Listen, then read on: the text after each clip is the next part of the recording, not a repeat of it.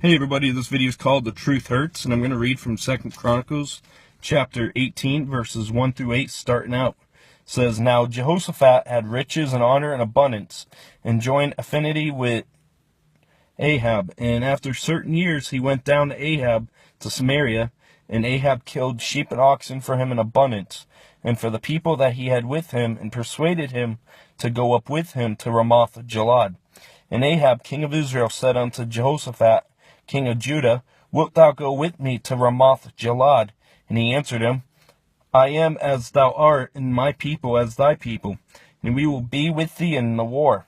And Jehoshaphat said unto the king of Israel, Inquire, I pray thee, at the word of the Lord today. Therefore the king of Israel gathered together of prophets 400 men, and said unto them, Shall we go to Ramoth-Gilead to battle, or shall I forbear? And they said, Go up, for God will deliver it into the king's hand. But Jehoshaphat said, Is there not a prophet of the Lord besides, that we might inquire of him? And the king of Israel said to Jehoshaphat, There is yet one man by whom we may inquire of the Lord, but I hate him, for he never prophesied good unto me, but always evil. The same is Micaiah the son of Imlah. And Jehoshaphat said, Let not the king say so.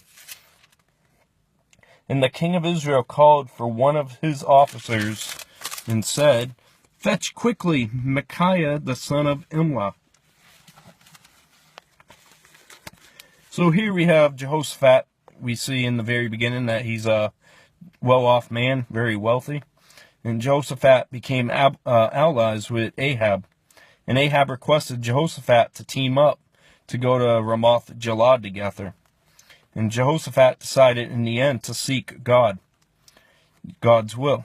And he ended up talking with 400 prophets and seeked, what they had to say. And they all basically gave him a green light and said, Go ahead. And there was one prophet who didn't speak yet. And when Jehoshaphat said, let's hear from Micaiah, Ahab, says, I hate that guy. He prophesies nothing but trouble over me. And I want to read verses 9 through 13. It says, And the king of Israel and Jehoshaphat, king of Judah, sat either of them on his throne, clothed in their robes, and they sat in a void place at the entering of the gate of Samaria. And all the prophets prophesied before them. And Zedekiah the son of Chenaanah had made him horns of iron, and said, Thus saith the Lord, With these thou shalt push Syria until they be consumed. And all the prophets prophesied so, saying, Go up to Ramoth-Gilead and prosper, for the Lord shall deliver it into the hand of the king. And the messenger that went to Micaiah spake unto him, saying, Behold, the words of the prophet declare good to the king of one assent. Let thy word, therefore, I pray thee, be like one of theirs, and speak thou good. And Micaiah said, As the Lord liveth, even what my God saith, that will I speak. So notice, the majority of the prophets, 400 of them, all agreed, with each other. And, they didn't make the point, that, we only want to speak, what God actually says. But Micaiah, he puts it straight out, I'm only going to speak what God says, whether you like it or not.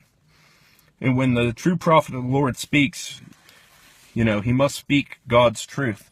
And God's truth is a must. And it can make you mad, or you can follow, all the others, who turn out to be liars, like these 400. And Micaiah wouldn't compromise the truth to avoid problems. In verses 14 through 16, it says, And when he came to the king said unto him, Micaiah, shall we go to Ramoth-Gilead to battle, or shall I forbear? And he said, and I like this part in verse 14, Micaiah says, Go ye up and prosper, and they shall be delivered into your hand. And then verse 15, 16, it says, And the king said unto him, How many times shall I adjure thee, that thou say nothing but the truth to me in the name of the Lord? Then he said, I did. See all Israel scattered upon the mountains, as sheep, as they have no shepherd. And the Lord said, These have no master, let them return therefore every man to his house in peace.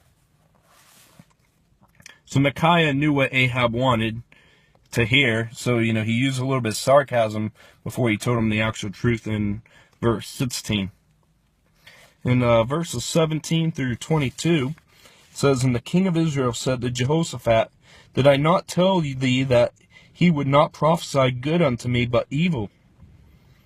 Again he said, Therefore hear the word of the Lord. I saw the Lord sitting upon his throne, and all the hosts of heaven standing on his right hand and on his left. And the Lord said, Who shall entice Ahab, king of Israel, that he may go up and fall at Ramoth-Gilead? And one spake, saying, After this manner, and another saying, After that manner.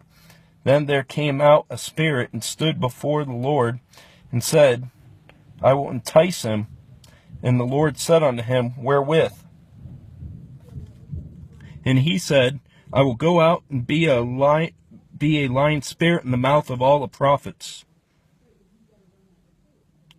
And the Lord said, Thou shalt entice him, and thou shalt also prevail. Go out and do even so. Now therefore, behold, the Lord hath put a lying spirit in the mouth of these thy prophets, and the Lord hath spoken evil against thee. So basically here, Ahab said, see, he never says anything good. And Micaiah then tells Ahab that God granted an evil spirit to inspire all of Ahab's prophets to speak lies. And I want to read verses 23 through 34. It says, And Zedekiah, the son of Chenaanah, came near and smote Micaiah upon the cheek, and said, Which way went the Spirit of the Lord from me to speak unto thee? And Micaiah said, Behold, thou shalt see on that day when thou shalt go into an inner chamber to hide thyself. And the king of Israel said, Take ye Micaiah, and carry him back to Ammon, the governor of the city, to Joash, the king's son, and say, Thus saith the king, Put this fellow in the prison, and feed him with bread of affliction, and with water of affliction, until I return in peace. And Micaiah said, If thou certainly return in peace, then hath not the Lord spoken by me? And he said, Hearken all ye people. So the king of Israel and Jehoshaphat, the king of Judah, went up to Ramoth-Gilead. And the king of Israel said unto Jehoshaphat, I will disguise myself and go to the battle, but put thou on thy robes. So the king of Israel disguised himself, and they went into the battle. Now the king of Syria had commanded the captains of the chariots that were with him, saying, Fight ye not with small or great, save only the king of Israel. And it came to pass, when the captains of the chariots saw Jehoshaphat, that they said, It is the king of Israel. Therefore they compassed about him to fight, but Jehoshaphat cried out, and the Lord helped him, and God moved them to depart from him. And it came to pass that when the captains of the chariots perceived that it was not the king of Israel, they turned their back again from pursuing him. And a certain man drew a bow at a venture, and smote the king of Israel between the joints of the harness. Therefore he said unto his chariot man, Turn thy hand, that thou mayest carry me out of the host, for I am wounded. And the battle increased that day. Howbeit the king of Israel stayed himself up in a chariot against the Syrians until the even, and about the time of the sun going down, he died.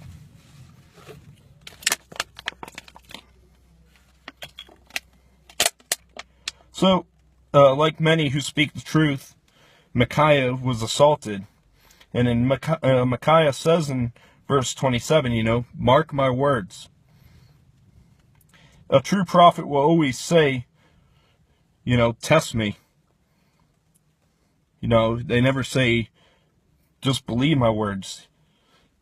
And the ending shows Micaiah was the true prophet, while 400 others were false prophets. And 1 Thessalonians 5:20 and 21 tells us to not despise prophecies, but test all things and hold fast to what is good. And I see today, many professing believers, they jump church to church to find, a pastor who will tell them what they want to hear. And many just want to hear, the love of God, but they never want to hear his wrath. And many want to hear, about mercy and grace. And, I love those areas of the word, but, I like the whole counsel too, and they don't want to hear about holiness.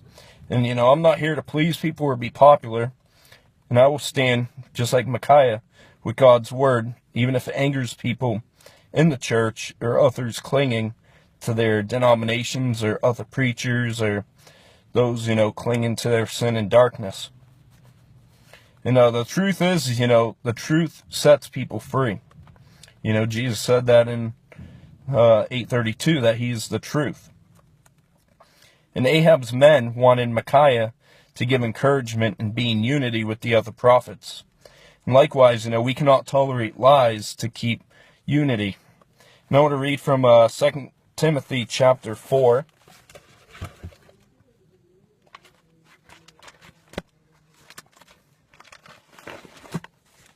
Verses 1 to 5.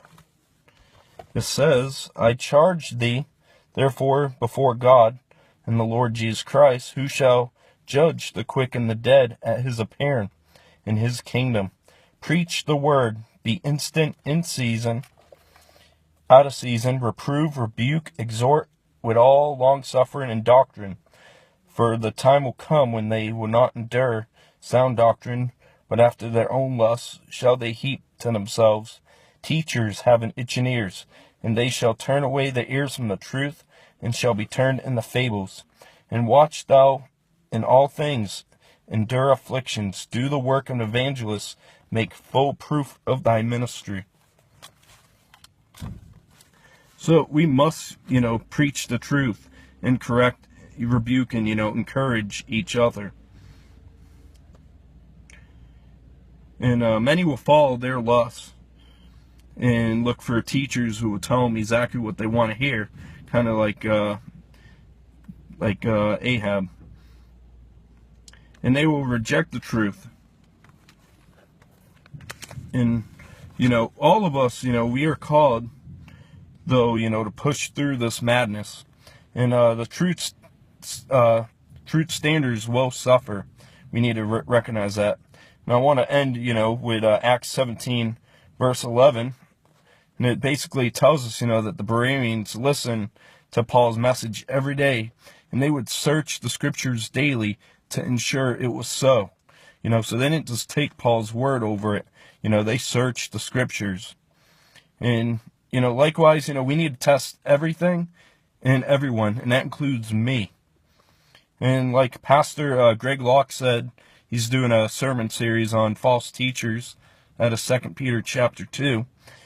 Something he said a couple weeks ago, he said, false teachers don't come wearing a visible sign.